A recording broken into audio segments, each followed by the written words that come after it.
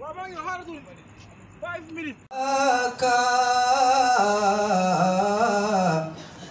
वो बदला बहार से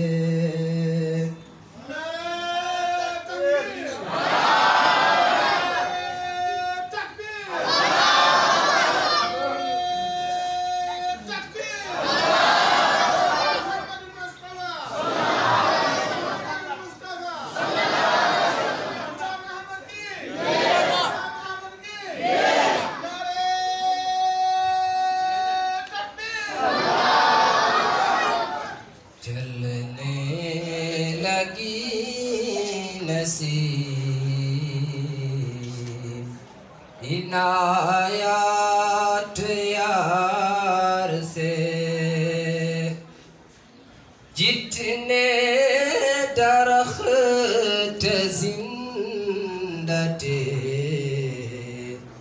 वो सब हुए हरे जितने दरख्त जिंदा थे वो सब हुए हरे। Différents selon les personnes et même à notre époque, chez les nations dites civilisées, on observe une certaine répugnance à contraindre les personnes importantes ou celles qui occupent de hautes fonctions à rendre compte de leurs actions alors que la loi est appliquée rigoureusement contre les citoyens ordinaires. Le saint prophète Mohammed, quant à lui, était unique. En ce sens, il faisait valoir la justice et l'équité selon des normes constantes. Une fois, un cas se présenta à lui dans lequel une jeune femme d'une famille très connue avait été prise en flagrant délit de vol. La consternation fut grande, car si la peine normale était imposée à la jeune femme, une famille importante serait humiliée et déshonorée. Beaucoup étaient tentés d'intercéder auprès du saint prophète sallallahu alayhi wa sallam en faveur de la coupable, mais il craignait de le faire. Finalement, Oussama radiallahu anhu fut chargé d'entreprendre cette mission. Il alla voir le saint prophète sallallahu alayhi wa sallam.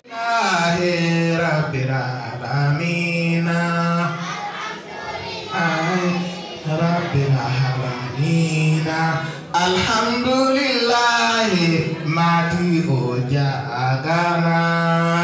Alhamdulillah mati oja naugana. Alhamdulillah Ustazul Ahmadiyah. Lillahi Ustazul Ahmadiyah. Alhamdulillah Ustazul Ahmadiyah. Alhamdulillahi Ustazul Ahmadiyah. Alhamdulillahi Kudarul Ahmadiyah. Alhamdulillahi Kudarul Ahmadiyah. Alhamdulillahi Arfalul Ahmadiyah.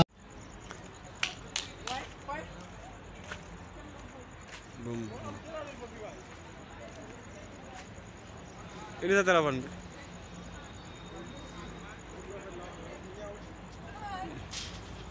Beratan kan?